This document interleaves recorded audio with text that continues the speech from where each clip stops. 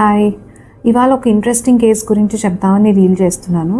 So ఇవాళ ఒక 45 years lady, just ఆమె కంప్లైంట్ ఏంటంటే పొట్ట పొంగినట్టుగా అనిపిస్తుంది ఒక 6 months నుంచి, అండ్ చాలా వీక్నెస్గా ఉందని చెప్పి వచ్చారనమాట. సో కొంచెం హిస్టరీ డీటెయిల్డ్గా తీసుకుంటే ఒక 6-7 months నుంచి పీరియడ్స్ కూడా హెవీగా అవుతున్నాయని చెప్పారు. సో పేషెంట్ని ఎగ్జామిన్ చేస్తే 5 months ప్రెగ్నెంట్ యూట్రస్ ఎంత ఉంటుందో అంత పొట్టు ఉంది.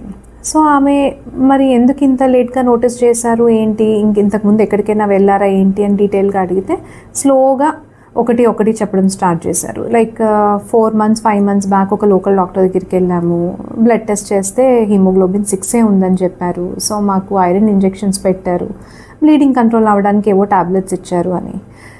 స్కాన్ చేసి చూస్తే ఆ 5 months పొట్టలా కనిపిస్తుంది ఏంటంటే ఫైబ్రాయిడ్స్, అంటే ఆమె గర్భసంచిలో గడ్డల్లాగా అనమాట. మల్టిపుల్ ఫైబ్రాయిడ్స్, ఆల్మోస్ట్ స్కాన్లోనే ఒక 10 ఫైబ్రాయిడ్స్ వరకు ఐడెంటిఫై అయినాయి.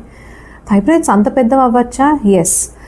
యాక్చువల్లీ వరల్డ్ గిన్నెస్ రికార్డ్లో అయితే the maximum number of fibroids ఒక్క యూట్రస్ నుంచి తీసింది almost 239 fibroids. And just imagine ఆమె యూట్రస్ ఎంత పెద్దది ఉండొచ్చు, లైక్ 9 months ప్రెగ్నెంట్ యూట్రస్ కన్నా పెద్ద యూట్రస్ని, అది కూడా మన ఇండియాలోనే ఆ సర్జరీ కూడా చేశారు.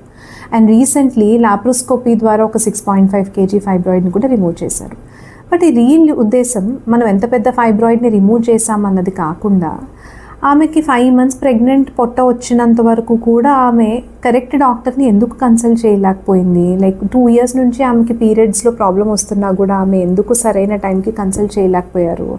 ప్లస్ ఆ ఫైబ్రాయిడ్స్ వల్ల బ్లీడింగ్ అంత ఎక్కువై హీమోగ్లోబిన్ 12 ఉండాల్సింది 6కి పడిపోయేంత వరకు కూడా ఎందుకు తీసుకొని వచ్చుకుంటున్నారు?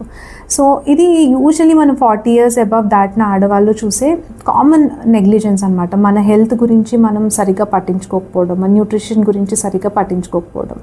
ఇదే కనుక ఆమె పీరియడ్స్ బ్లీడింగ్ ఎక్కువ అవ్వడం స్టార్ట్ అయినప్పుడే కానీ కన్సల్ట్ చేసి ఉంటే మేబీ ఫైబ్రాయిడ్స్ ఇంత పెద్దవి అయి ఉండేది కాదు, అండ్ ఆమె హిమోగ్లోబిన్ మరీ ఇంత తక్కువ అయి ఉండేది కాదు.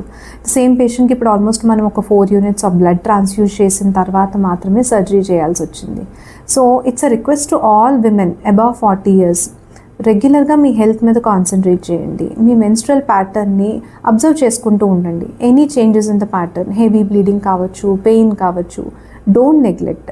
At the earliest symptom of distress ఇమీడియట్గా క్వాలిఫైడ్ డాక్టర్ని కన్సల్ట్ చేస్తే తొందరగా ప్రాబ్లమ్స్ని ఐడెంటిఫై చేయొచ్చు, ఈజీ ట్రీట్మెంట్స్తో వాటిని ట్రీట్ చేయొచ్చు. Hope you like this. Dr. Radhika, CEO and Consultant Gynecologist, Dr. Radhika Hospitals, Gopalpatnam.